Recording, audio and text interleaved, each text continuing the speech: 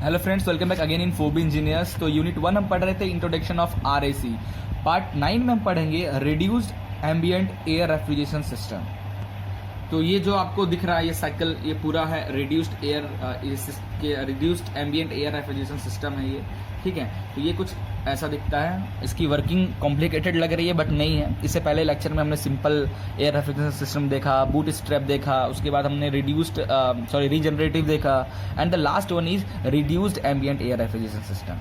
काम कैसे करता है चलिए देखते हैं। तो ये जनरली एयरक्राफ्ट में यूज़ होता है, क्योंकि एयरक्राफ्ट में एयर का जो फ्लूइड रेफ्रिजरेंट जो है वो हम अपने जो फ्रिज में और उसमें यूज़ नहीं करते हैं एज ए रेफ्रिजरेंट। वहाँ पे हम अमोनिया वगैरह, ईथर वगैरह यूज़ करते हैं, क्योंकि हमको काफ़ी COP ज़्यादा चाहिए। हमें पता है कि इन एयर में हमें COP कम मिलता है। तो इन एयरक्राफ्ट में उतनी ऊपर टेम्परेचर मेंटेन कर रखना, तो वहाँ पे एयर आपको मिल रहा बाकायदा फुल भरपूर ही, तो आप वही यूज़ करोगे, ठीक है। तो हम इसलिए एयर रेफ्रिजरेशन सिस्टम का यूज़ ज़्यादातर एयरक्राफ्ट में करते हैं। ओके, तो ये एम्बिएंट एयर हुआ। सबसे पहले एम्बिएंट एयर, इसका टेम्परेचर होगा एटमॉस्फेरिक टेम्परेचर TA। क्लियर। ये एम्बिएंट एयर है क्या? ये एम्बिएंट एयर में क्या होता है? Air in which there are different types of gases are present. For example ambient air में आपका नाइट्रोजन भी है, हाइड्रोजन भी है, फॉस्फोरस भी है, ऐसे सारे गैसेस, ठीक है। अब वो रैमिंग अंदर आया, फिल्टर होके temperature will be something change, ये रैमिंग ऑफ एयर। तो अब ये मेन कंप्रेसर क्या है? मेन कंप्रेसर वर्क कैसे करता है? मेन कंप्रेसर के आगे लगा होता है टरबाइन।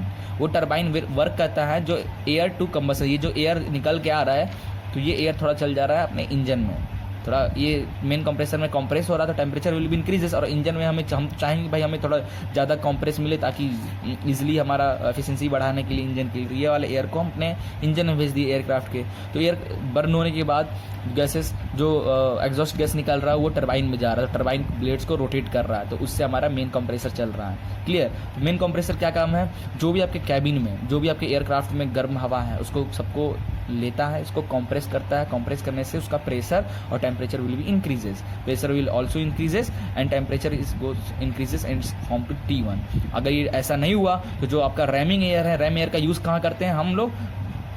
जनरली हीट एक्सचेंजर में यूज़ करते हैं, जो कि ठंडा करे। बट अगर टेम्परेचर TA और जो टेम्परेचर कंप्रेसर में अगर ये दोनों सेम रहा तो कैसे हीट एक्सचेंज होगा? और हीट एक्सचेंज कब होता है हमें पता है ही, हॉट बॉडी से कोल्ड बॉडी में मूव करता है, तो टेम्परेचर चेंज होगा तभी मूवमेंट होगा, हीट एक्सचेंज होगा।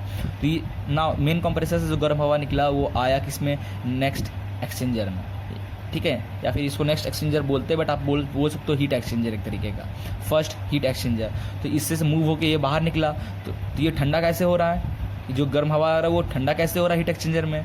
कौन से फ्लूइड से ठंडा हो रहा है? जो रैम एयर है उससे ठंडा हो रहा है। बट यहाँ पे क्या है? ध्यान देना, इन विच इससे पहले जो हमने देखा था उसमें 2 हीट एक्सचेंजर दिखा था हमें, 2 हमें कूलिंग टरबाइन दिखा था, 2 कंप्रेसर दिखा था। बट यहाँ पे आप देखोगे तो यहाँ पे 2 कूलिंग टरबाइन है, 2 कूलिंग टरबाइन है और 2 कंप्रेसर हैं। 1 compressor, 2 cooling turbine and 1 heat exchanger. Okay, तो चलिए, तो ये ठंडा कैसे हो रहा है? जो रैम एयर है, रैम एयर को फर्स्ट कूलिंग टरबाइन में भेज रहा है। तो वो जो एयर का टेम्परेचर TA है, तो क्या करता है? टरबाइन में जाने के बाद वो एक्सपेंड होता है। तो एक्सपेंड होता है तो इस एयर का pressure will be drop and temperature also will be drop in during expansion. तो टेम्परेचर ड्रॉप है और हम तो चाहेंगे भाई जितना ठंडा ये जाएगा उतना तेजी से हीट ट्रांसफर होगा फ्रॉम ये गर्म जो लिक्विड इसमें से मूव हो रहा है और ये ठंडा एयर से, ठीक। हम तो चाहेंगे जितना ठंडा हो उतना अच्छा रहेगा, जल्दी से ठंडा हो जाएगा अच्छी क्वांटिटी में। तो वही हो रहा है यहाँ पे। हम जो एयर यूज़ कर रैम एयर यूज़ कर रहे हैं, बट जो रैम एयर आ रहा है वो फर्स्ट कहाँ जा रहा है? कूलिंग टरबाइन में, वहाँ एक्सपेंड हो रहा है, उसके बाद वो आ रहा है हीट एक्सचेंजर में, ठीक है। और आफ्टर डैट ये हमारा एग्जॉस्ट फैन से ये बाहर एटमोसफेयर में निकल जा रहा है। तो हीट एक्सचेंजर से जो हमारा निकला गैसेस वो काफ़ी अच्छा अमाउंट में ठंडा होगा, वो फिर जा रहा है हीट एक्सचेंजर से निकलने के बाद फिर वो जा रहा है सेकंड कूलिंग टरबाइन में। ये यहाँ पे और एक्सपेंड हो रहा है, ठीक है। पहले हीट एक्सचेंजर में इसका टेम्परेचर डाउन हुआ, यहाँ जाने के बाद और टेम्परेचर डाउन होगा क्योंकि ये एक्सपेंड हो रहा है, तो pressure will be also drop and temperature will be drop, तो वो और ठंडा हो रहा है। एंड आफ्टर डैट वो जो है वो कहाँ जा रहा है? ड्राइवर के कैबिन में, ठीक है। और ये कूलिंग टरबाइन ये वर्क कैसे कर रहा है? तो देखो, ये कूलिंग टरबाइन इससे बेवल गियर से कनेक्ट है, तो एक भी कोई इसमें से रोटेट हुआ तो ये और ये दोनों रोटेट होंगे। Clear? That is called reduction gear. तो ये था हमारा reduce ambient air refrigeration system की वर्किंग। अब इसका हम टीएस डायग्राम देखते हैं। क्लियर, टीएस डायग्राम थोड़ा थ्योरी देख लेते हैं। It includes 2 cooling turbines and 1 heat exchanger. तो ध्यान देना, बाकी सबसे अलग है। Reduce ambient air refrigeration system बाद में डेवलप हुआ था, धीरे धीरे इंप्रूवमेंट किया गया रेफ्रिजरेशन सिस्टम में। Now this system shows promise for application in an exceptionally high speed aircraft when the ram air temperature is too high. अब देखो, आपकी जितनी तेजी से आपका एयरक्राफ्ट मूव होगा, kinetic energy between aircraft and the atmospheric air will be more. Okay, तो आपको जो रैम एयर है वो थोड़ा गर्म मिलेगा, ठीक है। तो रैम एयर गर्म मिलेगा, और जो आप कैबिन का टेम्परेचर भी थोड़ा गर्म है, तो हीट एक्सचेंजर क्या कराओगे? हीट एक्सचेंजर भाई आपका ठंडा ही नहीं होगा हीट। तो वो जो रैम एयर थोड़ा गर्म है उसको हम पहले ही एक्सपेंड कर दे रहे हैं फर्स्ट कूलिंग टरबाइन में, ताकि वो थोड़ा ठंडा हो जाए उसकी, तब तो जाके हीट एक्सचेंजर में वो क्या करेगा, जो आपका गर्म हवा आ रहा है उससे हीट एक्सचेंज करेगा। ओके, तो सिंपली ये 3 लाइन है हमारा, ठीक है। एक लाइन, नीचे वाला लाइन रिप्रेजेंट करता है एम्बिएंट एयर को, एम्बिएंट एयर प्रेशर को रिप्रेजेंट करता है। जो बीच वाला लाइन है ये डिपेंड करता है कैबिन, ये रिप्रेजेंट करता है कैबिन के टेम्परेचर या कैबिन के प्रेशर को। और ये तीसरा रेड लाइन है, ये रिप्रेजेंट करता है आपका रैम एयर टेम्परेचर या उसका प्रेशर को। ओके, तो स्टार्ट कहाँ से होगा?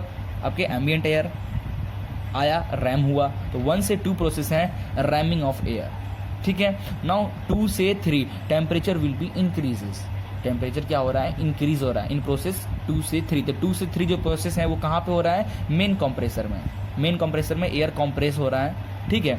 आफ्टर डेट वो कहाँ जा रहा है? 3 से 4, 3 से 4 में वो जा रहा है cooling compressed air by RAM air which after passing through T1। जो रैम एयर फर्स्ट कहाँ जा रहा है? कूलिंग टरबाइन में, फिर वो हीट एक्सचेंजर में आ रहा है, तो उससे हमारा लिक्विड ठंडा हो रहा है, तो temperature will be drop. Means बोले तो ये जो पॉइंट है, ये हमारा 3 पॉइंट है, ये हमारा 4 है, ये हमारा 5 है, और कैबिन टेम्परेचर 6 है। क्लियर? ऐसे ये साइकिल है। तो 3 से 4 temperature will be drop again, and after that 4 to 5 cabin temperature, cabin के जो pressure cabin temperature 4 to 5 again will be drop in expansion.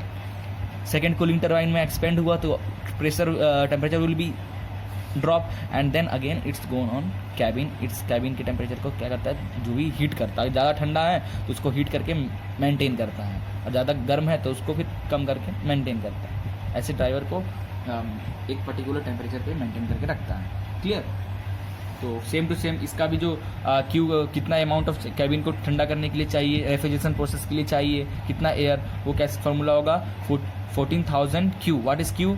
कि कितना एयर चाहिए क्यू टन्स ऑफ रेफ्रिजरेशन के लिए।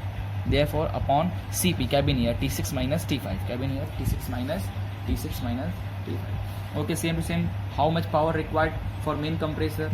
तो power required for main compressor is T3 minus T2।